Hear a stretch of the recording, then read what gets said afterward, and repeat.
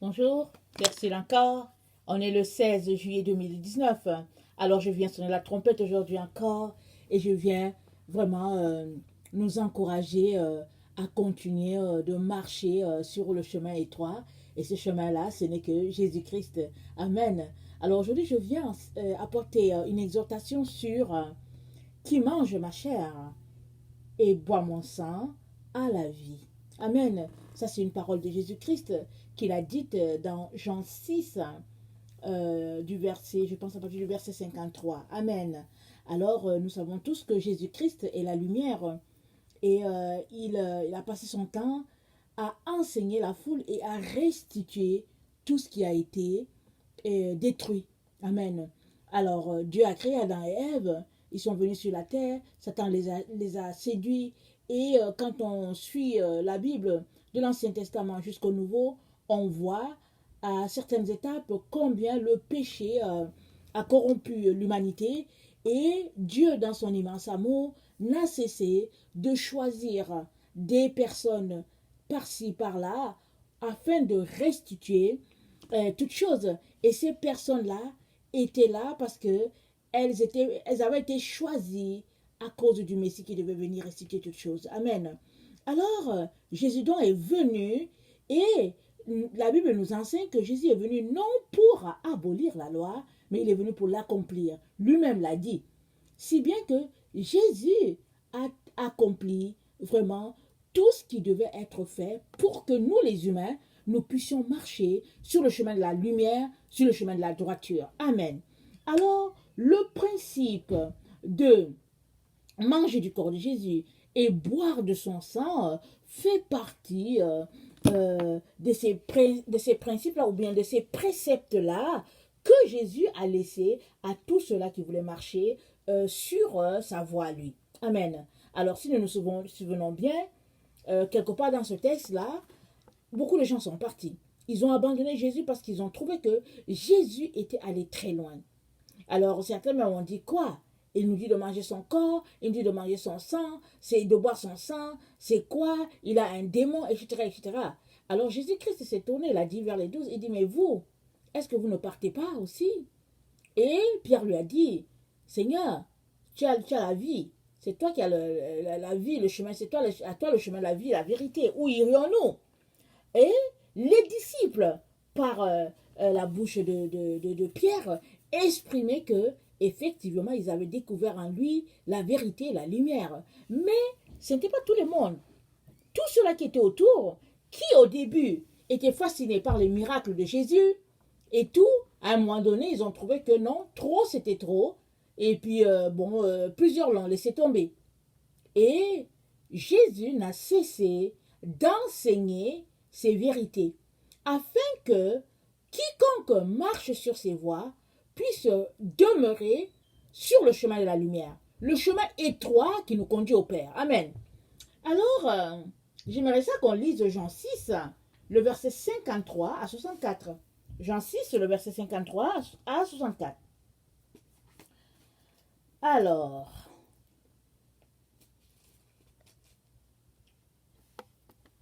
Jésus leur dit, en vérité, je vous le dis, si vous ne mangez la chair du Fils de l'homme, et si vous ne buvez son sang, vous n'avez point la vie en vous-même. Celui qui mange ma chair et qui boit mon sang a la vie éternelle, et je le ressusciterai au dernier jour. Car ma chair est vraiment une nourriture, et mon sang est vraiment un breuvage. Celui qui mange ma chair et qui boit mon sang demeure en moi, et je demeure en lui. C'est très important. Celui qui mange ma chair et qui boit mon sang demeure en moi, et moi je demeure en lui. Comme le Père qui est vivant m'a envoyé, et que je vis par le Père, ainsi celui qui me mange vivra par moi. Amen. C'est ici le pain qui est descendu du ciel. Il n'en est pas comme de vos pères qui ont mangé la manne et qui en sont morts. Celui qui mange ce pain vivra éternellement. Jésus dit ces choses dans la synagogue enseignant à Capernaum. Plusieurs des disciples, après l'avoir entendu dire, cette parole est dure, qui peut l'écouter? Jésus, sachant en lui-même que ses disciples murmuraient à son sujet, leur dit, cela vous scandalise-t-il? Et si vous voyez le Fils de l'homme monter où il était auparavant? C'est l'esprit qui vivifie, la chair ne sert de rien. Les paroles que je vous ai dites sont esprit et vie. C'est l'esprit qui vivifie. Amen, dit Jésus. Et la chair, ça ne sert de rien. Mais il en est parmi vous quelques-uns qui ne croient point. Car Jésus savait dès le commencement qui étaient ceux qui ne croyaient point et qui était celui qui le livrerait. Et il ajouta, c'est pourquoi je vous ai dit que nul ne peut venir à moi si cela ne lui a pas été donné par le Père. Amen. Alors, Jésus savait dès le début ceux-là qui ne croiraient pas. Alors, il est très important qu'on puisse exercer notre foi. Il est très important qu'on puisse s'arrêter sur les enseignements de Jésus et prier afin que on puisse l'intégrer à notre vie de tous les jours. Amen. Alors, pour revenir à notre sujet, manger de la chair de Jésus et boire de son sang, il est dit que, attendez, je vais retourner au verset, ok, le verset 57. Comme le Père qui est vivant m'a envoyé et que je vis par le Père, ainsi celui qui mange vivra par moi. Alors Jésus-Christ nous dit que si nous mangeons de sa chair et que nous buvons de son sang, nous aurons la vie. Alors très souvent on peut lire ça, je ne sais pas pour vous, moi je l'ai souvent lu et puis je me suis limitée au niveau de la Sainte Seine. Parce que la Sainte Seine, le pain, il représente le corps de Jésus, Jésus l'a dit, pardon, et puis le fruit de la vigne représente le sang de Jésus. Et Jésus-Christ a laissé ça comme symbole à ses disciples. Mais qu'est-ce qui se cache derrière ce symbole? Amen. Alors, j'aimerais ça qu'on puisse regarder un peu le pain. Le pain, au fait, on peut faire le pain avec plusieurs céréales, n'est-ce pas? On peut faire le pain avec du blé, avec de l'orge, le maïs, le mil, et puis en tout cas l'avoine. On peut faire le pain avec beaucoup d'ingrédients. Il y a toutes sortes de céréales sur la terre. Il y en a même qu'on ne connaît pas, n'est-ce pas? On peut faire peut-être le sel avec... en tout cas, il y a des céréales là que je voulais citer, mais le nom ne me vient pas. Mais alors, il y a différentes sortes de céréales.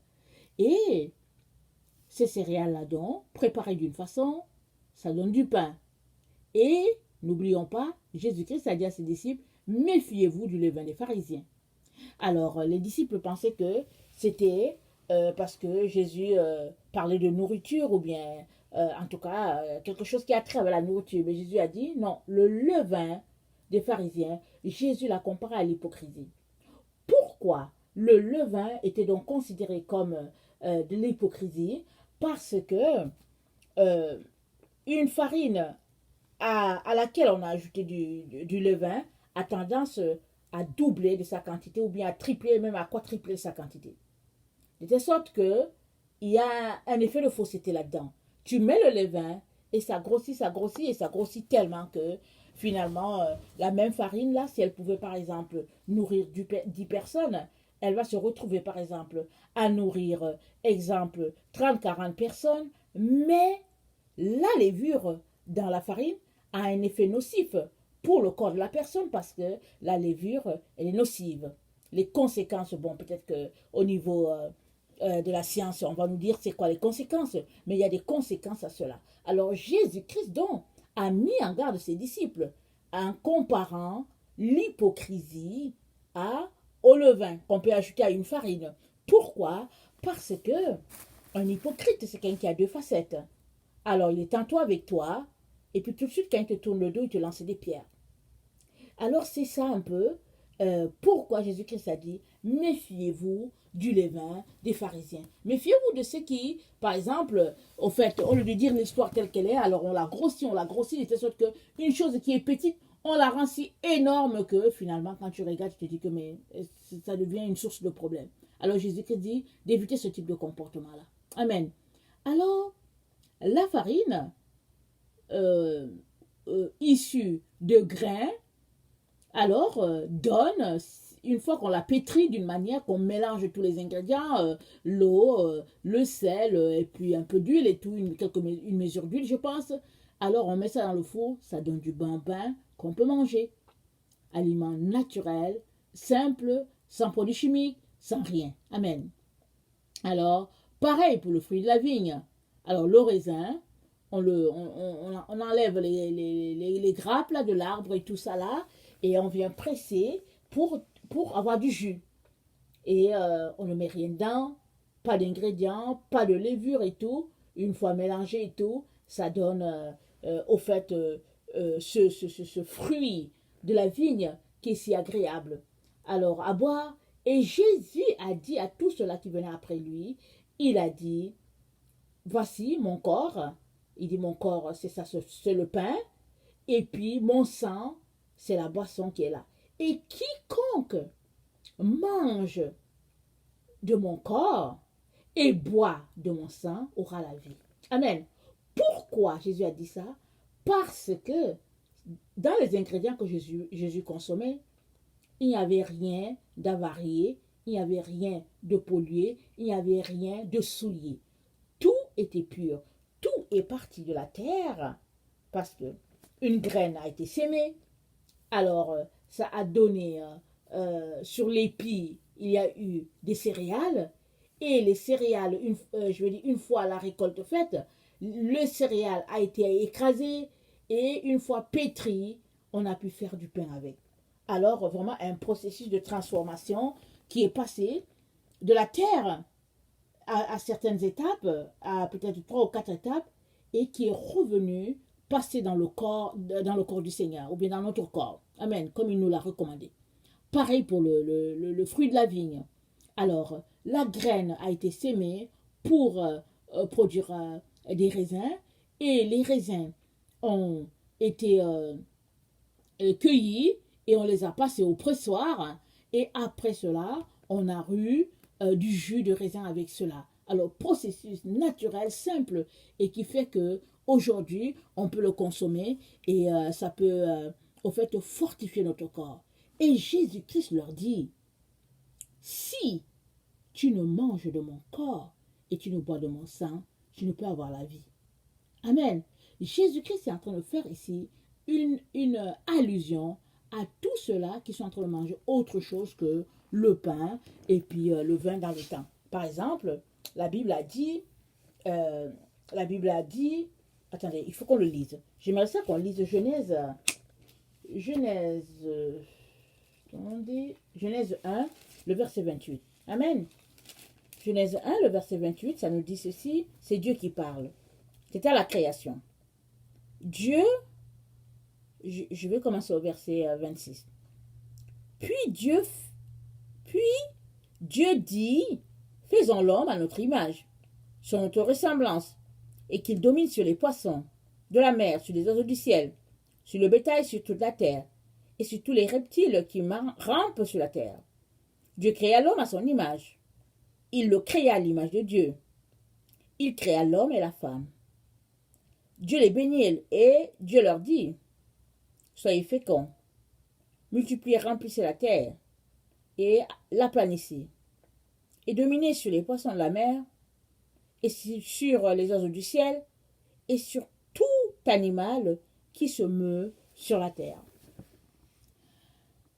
Et Dieu dit, voici, je vous donne tout arbre portant de la semence et qui est à la surface de toute la terre, et tout arbre ayant en lui un fruit d'arbre et portant de la semence, ce sera votre nourriture. Je vais répéter.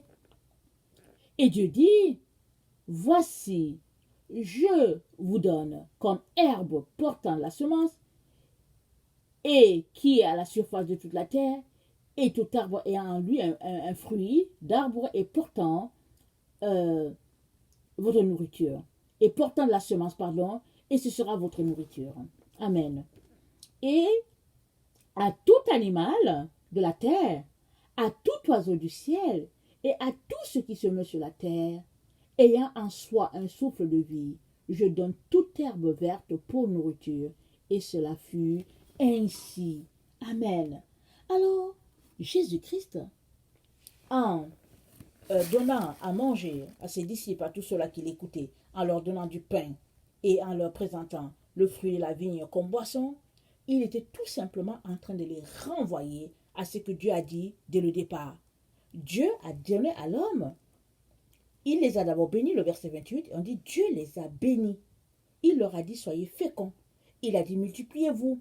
Il a dit remplissez. Il a dit assujettissez.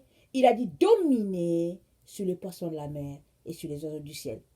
Et sur tout animal qui se met sur la terre. Alors, quand on comprend dominer, en tout cas comme la pensée de l'être humain est tordue, alors l'être humain a compris que dominer, alors c'est prendre et puis c'est détruire toute la nature. Alors nous savons comment toute la nature est en train de soupirer à sa délivrance.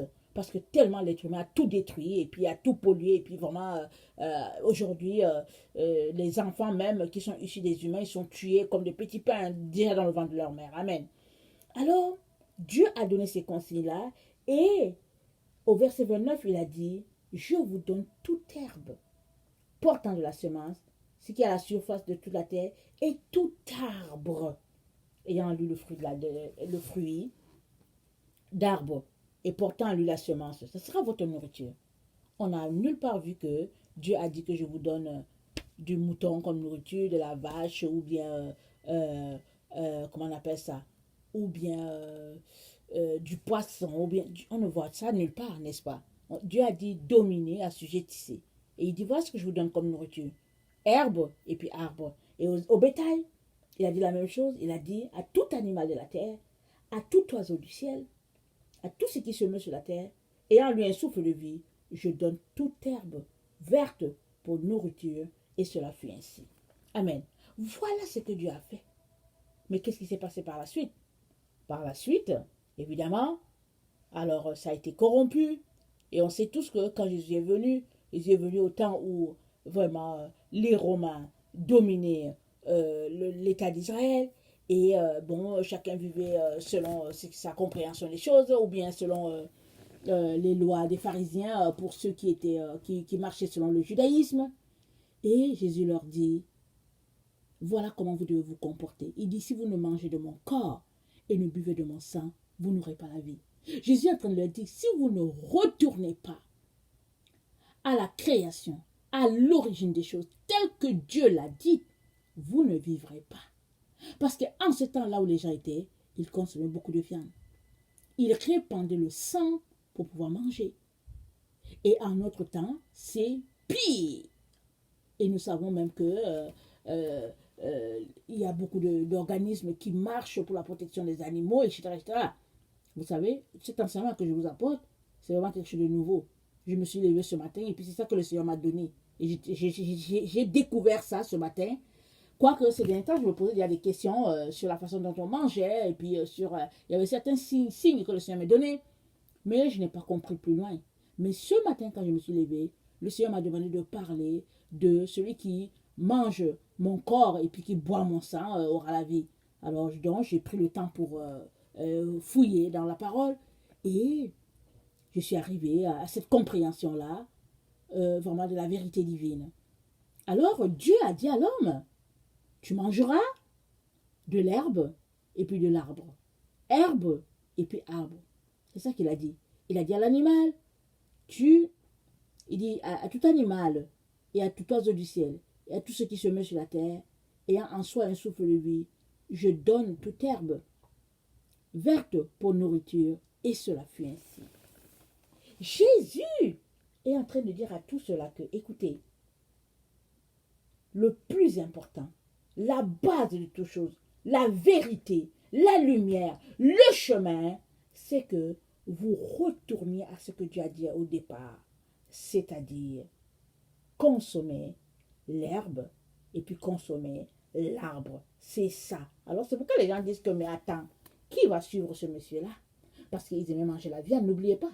Ils sont descendants de ces gens-là qui se plaignaient du fait que Dieu les a fait quitter l'Égypte et qu'au désir, à l'Égypte, il y avait la viande, il y avait les concombres, il y avait ceci, il y avait cela, et puis ils sont là au désert, et puis bon, il n'y a pas grand-chose et tout ça. C'est ce peuple-là qui s'est plaint. Je veux dire, c'est les descendants de ceux-là qui se sont plaints. Et là, Jésus vient restaurer toutes choses et il renvoie au début. Et c'est pourquoi il a dit, si tu ne manges de mon corps, si tu ne bois de mon sang, tu n'auras pas la vie. Amen. Alors, quand nous nous concentrons sur la chaîne alimentaire, évidemment la chaîne alimentaire sans les prédateurs, hein, parce que ça c'est une chaîne alimentaire, la chaîne alimentaire à l'origine, ok, disons ça comme ça. La chaîne alimentaire à l'origine, Dieu n'a pas prévu pour les humains d'être des carnivores, ni pour les animaux. Il n'a pas prévu que, bon, ils se mettent là à déchiqueter les animaux. Il y a un psaume qui dit, tu leur donnes leur nourriture en leur temps. Tu ouvres ta main et tu rassasies tout ce qui vit. Bénis Seigneur, et puis voilà.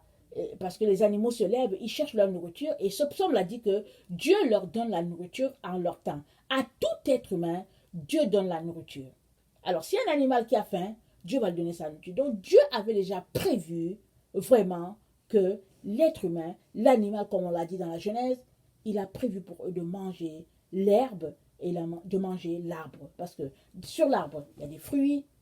Alors, sur l'herbe, il y a aussi des fruits, mais souvent même l'herbe elle-même, souvent, elle est bonne à manger. Elle est vraiment déjà une source vraiment de beaucoup de bénédictions. Amen. Alors, qu'est-ce que Jésus-Christ est en train de nous dire ici? Il est en train de dire que si nous voulons avoir la vie éternelle en nous, il nous revient de retourner à l'origine, c'est-à-dire tel que Dieu a fait les choses, et de nous concentrer sur la chaîne alimentaire selon Dieu. Amen. Parce que sur cette terre, il y aura deux catégories de personnes. Ça là, qu'on le veuille ou pas, c'est déjà établi. Deux catégories. Il y a ceux-là qui vont marcher selon Jésus et ceux-là qui vont marcher à l'encontre des principes de Jésus. Et Jésus dit à ceux-là qui marchent après lui, à ceux-là qui se réclament de lui, il leur dit, mangez mon corps et buvez mon sang. Et son corps, il présente, c'est du pain, c'est-à-dire quelque chose à base de céréales, végétales, et du vin, le jus de raisin, arbre, encore à base de quelque chose végétal. Alors Jésus-Christ est en train de dire, ne prenez pas la voie de la mort. Et il y a un verset ou plusieurs même qui disent que la vie est dans le sang. La vie de tout être humain est dans le sang. Donc si tu répands le sang, tu as répandu la vie. C'est ça que ces paroles est en train de dire. Je ne sais pas pour vous, mais moi j'ai toujours médité sur ce passage-là. Je me suis demandé, mais la vie est dans le sang. Ça veut donc dire que si on tue les animaux, alors on a enlevé une vie. Mais est-ce qu'on ne devait pas tuer les animaux? Mais de quoi on va vivre? Moi, c'est comme ça que j'ai raisonné, depuis que je suis petite. Parce que on m'a élevé, éduqué à ne pas faire du mal aux animaux, aux insectes et tout. Alors vous savez, hein, quand tu vis en Afrique, souvent l'insecte te pique. Surtout il y a certaines fourmis là, elles te piquent et puis ça fait très mal. Alors en récompense, tu viens, tu dis, bon, moi je vais t'écraser. Mais moi, on m'a élevé à ne pas faire du mal à tout ça.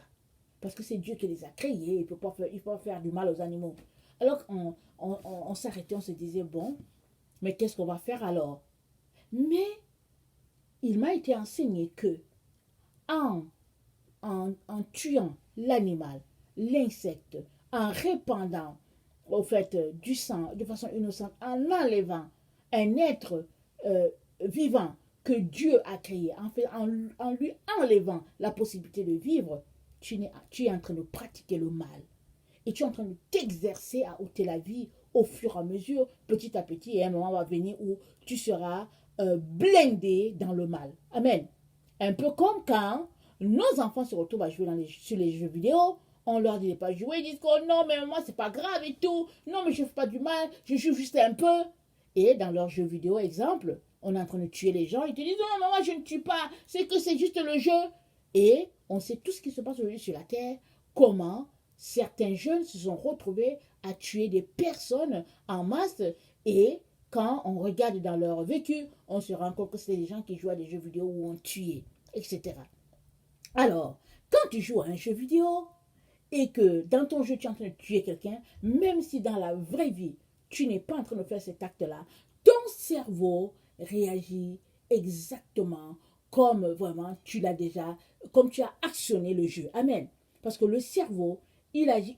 Une fois pensé, le cerveau agit. Pour le cerveau, c'est que tu as tué la personne. Alors imaginez quelqu'un qui à longueur de journée s'assoit pour jouer à de tels jeux. À la fin, il sera blindé dans au fait, l'insensibilité. Il n'aura pas de compassion.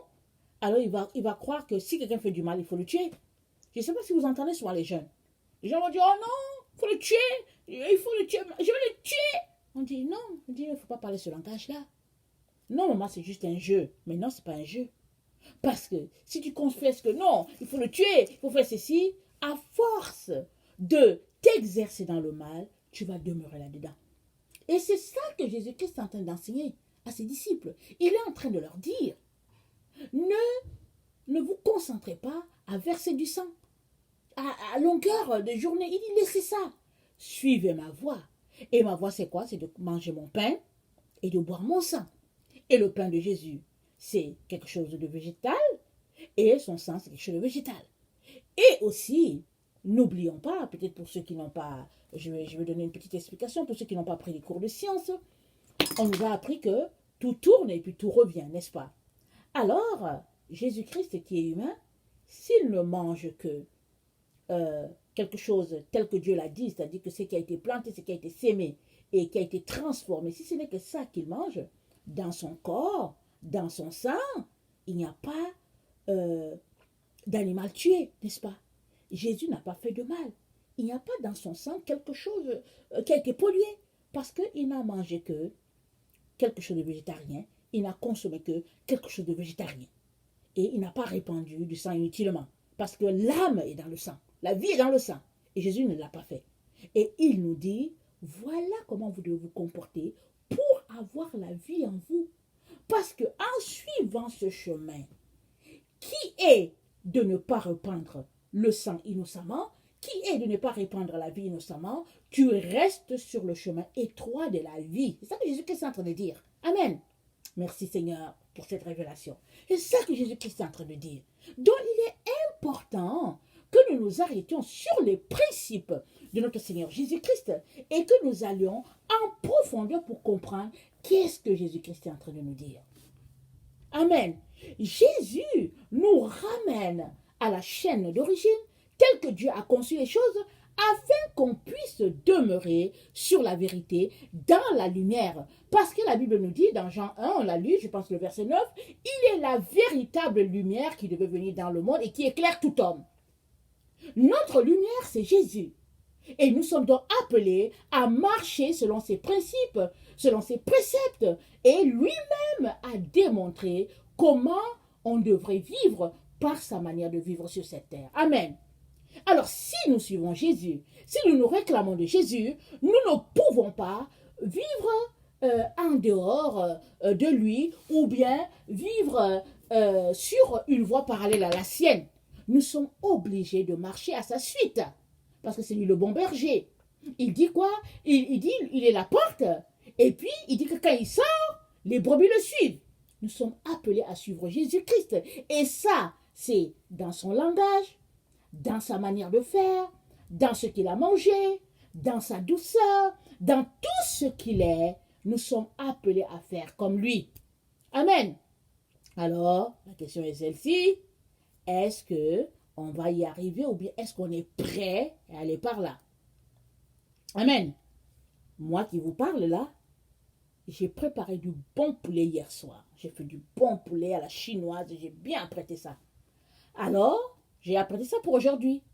Et ce matin, le Seigneur me donne ce passage. Alors, bon, ok, je suis allée le lire sans aller en profondeur.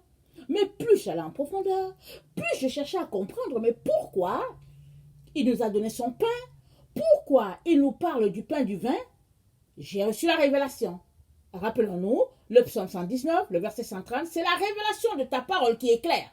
Alors j'ai reçu la révélation que c'est parce que Jésus veut nous ramener à l'origine tel que Dieu a dit.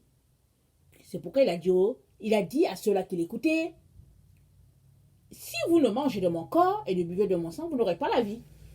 C'est un principe de vie, c'est une manière de faire, c'est une façon d'agir, c'est une façon de penser. Mes pensées ne sont pas vos pensées, rappelons-nous, et puis mes voix ne sont pas les vôtres. Mes pensées sont au-dessus de vos pensées, mes voix sont au-dessus de vos voix. C'est ce que Jésus-Christ est en train de dire. Et c'est à ça qu'il nous renvoie. Alors voici, madame, elle a fait son bon poulet, et puis j'ai dit, ah, Seigneur, il y a un problème. Ça veut dire qu'il faut que j'apprenne cette voie-là comme je suis en train de vous l'enseigner. Amen. Alors évidemment, j'ai appelé mes enfants, j'ai dit, ah, en tout cas, on va commencer à être des végétaliens, ou bien je sais pas, végétariens, ou bien quoi. Mes enfants disent, ah, maman, non, non, non, maman, s'il te plaît, la viande. On va laisser ça, maman. Ah, la viande. Parce que moi, j'aime beaucoup le poisson.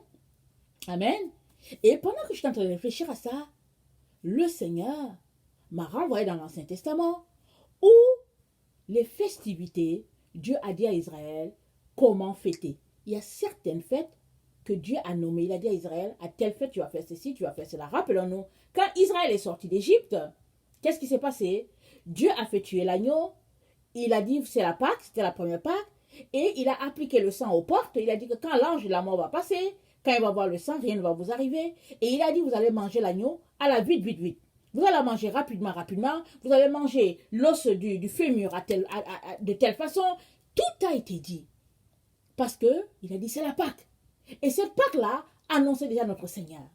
Alors, il y a des fêtes où Israël est appelé à consommer de la viande ou pas. Et puis évidemment, il y avait les viandes de sacrifice, n'est-ce pas? Vous vous rappelez comment Aaron devait apprêter le sacrifice, comment ça devait être brûlé, et puis après, qui devait le manger. Il y avait l'épaule, il fallait faire ceci, il fallait faire cela, et puis le foie, il fallait faire ceci. Tout a été décrit. Allez-y dans l'Ancien Testament, je pense dans le livre de Nombre, Lévitique, Deutéronome, tout est détaillé là-bas. Amen. Mais Jésus est venu, il est mort. Jésus est l'agneau ultime qui a été sacrifié. Il est venu, il est mort, il a été sacrifié pour l'humanité. Bon, il ne faut plus parler de sacrifice, parce que le sacrifice a déjà été fait. Mais comme Israël n'a pas reconnu Jésus, il continue de faire le sacrifice. Là, ils ont cherché une vache, ou bien, oui, une vache rousse, pour continuer leur sacrifice, etc., etc. Mais Jésus est déjà venu. Et il a été cet agneau-là qui est mort. Alors, il n'est plus question de sacrifice, d'offrir des animaux en sacrifice. Maintenant, il y a les festivités. C'est à nous maintenant de savoir quelles sont les différentes fêtes d'Israël. Ce n'est pas nos fêtes que nous fêtons en Occident. On dit que bon, Israël fête la Pâque à tel moment, et puis nous autres on dit que non, notre Pâque c'est à tel, ceci, notre Pâque c'est par rapport à la mort de Jésus. Dieu n'a pas changé les festivités. Il n'a pas changé. Si je prends par exemple la fête où tout Israël s'envoie les cadeaux parce que Esther les a sauvés, excusez-moi, j'oublie le nom. Alors, c'est une fête, et puis il y a une façon de le faire. Et je sais qu'il y a une autre fête qu'on appelle le Yom Kippour. Je pense que c'est la fête du pardon, voilà. Le Yom Kippour, si j'ai bonne mémoire, c'est le pardon. Alors, certainement, les sacrificateurs savent comment faire, comment apprêter la nourriture pour que ce jour-là, bon, après, on fête et tout ça. Donc, il y a des endroits dans l'année où Dieu a désigné que, bon, il peut avoir, vraiment, vous pouvez manger de la viande, par exemple. Exemple. Et Israël, donc, le peuple juif se tient à cela. Devrait, pardon, se tenir à cela. Et comme Dieu lui-même l'a appointé, c'est que Dieu lui-même a déjà pourvoir pour cela. Et à part cela, il nous est recommandé de marcher selon la voie de Jésus. Alors vous allez me dire que mais Jésus-Christ a pêché du poisson. Oui, il a dit à ses disciples, il dit, bon, lancez le filet de tel côté, ils ont lancé, et même à un endroit, quand Jésus-Christ a été ressuscité, il a pêché du poisson, il est venu, il a apprêté le poisson pour donner à ses disciples. Amen. Alors, certainement, il y a une signification derrière tout ça, et puis moi, je ne sais pas, je n'ai pas encore étudié ça. Mais toujours est-il que Jésus leur a permis de manger du poisson aussi. Alors, les voies de Jésus enseignent un principe de vie que le Père a déjà établi. Il nous revient de venir devant le Père à genoux, cherchant la face du Père pour qu'il puisse nous enseigner et nous révéler la manière de nous comporter. Amen. N'oublions pas, j'ai dit tantôt qu'il y aura deux voies sur la terre. La voie de ceux-là qui vont suivre Jésus et de ceux-là qui ne vont pas du tout suivre Jésus, ils vont continuer leur chemin. Et leur chemin sera la voie de la mort. Amen. Parce que Jésus-Christ vient de le dire. Il dit celui, le verset 56, celui qui mange de ma chair et qui boit mon sang demeure en moi et je demeure en lui. Si tu fais comme Jésus, il demeure en toi et toi tu demeures en lui. Il dit comme le Père qui est vivant m'a envoyé et que je vis par le Père, ainsi celui qui me mange vivra par moi. Jésus en toi et la chaîne alimentaire telle que conçue par le Père continue de circuler selon le Père. C'est pourquoi Romains 8, je pense à partir du verset 19, peut dire la terre attend la révélation des fils de Dieu. Parce que ces fils de Dieu-là ne vont pas passer leur temps à tuer les animaux et à répandre du sang inutilement. Et la terre soupire après ces fils de Dieu-là qui auront compris le principe du Père et qui auront décidé de marcher selon les directives du Père. Amen. Et je nous recommande d'être ces fils-là. Je nous recommande de découvrir la profondeur de ce que Dieu est en train de dire et de marcher selon ses principes. Comme je l'ai dit tantôt, je le découvre en même temps que vous. Je ne suis pas arrivé. Je comprends que c'est ça que je dois faire. Et j'ai prié, Seigneur, aide-moi. Et je prie que le Seigneur nous aide, nous tous, et que le Seigneur puisse donner à chacun de saisir ce principe-là et de marcher là-dessus. Parce que c'est ça la voie de la vie. Parce que la vie est dans le sang. L'âme est dans le sang de l'animal ou de la personne. Alors, si tu tues un animal ou si tu tues un humain, l'âme de la personne est dans le sang. Et comme Dieu veut nous apprendre la vie, la voie de la sainteté, la voie de la divinité, la voie de la pureté, il nous envoie sur cette voie-là où Jésus-Christ nous dit, celui qui mange de mon corps, qui est le pain, et qui boit de mon sang, qui est le fruit de la vigne, vivra éternellement. Amen. Vraiment que le Seigneur nous donne de saisir cela et de marcher selon les consignes de notre Seigneur Jésus-Christ. Alors, je viens de tourner la page et je vais m'arrêter là pour cette première vidéo et je vais reprendre dans une autre vidéo pour, je pense, apporter une petite conclusion par rapport à cela. Amen. Que le Seigneur vraiment nous donne de pouvoir aller en profondeur dans ce qu'il nous dit. Si tu es quelqu'un qui ne connaît pas le Seigneur Jésus, je viens te dire que Jésus-Christ est mort pour l'humanité entière. C'est lui la solution de Dieu à la déchéance humaine. Alors, ne rate pas le paradis, ne rate pas la présence divine en se disant que Jésus c'est pour les chrétiens. Non, Jésus c'est pour l'humanité entière.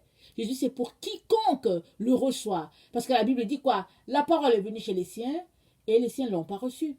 Mais à tous ceux-là qui l'ont reçue, elle a donné le pouvoir de devenir enfant de Dieu. Alors tu as le pouvoir de devenir enfant de Dieu. Il te suffit de vouloir et de demander à Jésus de venir dans ton cœur. Il ne manquera pas de venir se révéler à toi. Amen. Voilà, je vous aime beaucoup et Dieu davantage. Soyez bénis. Merci.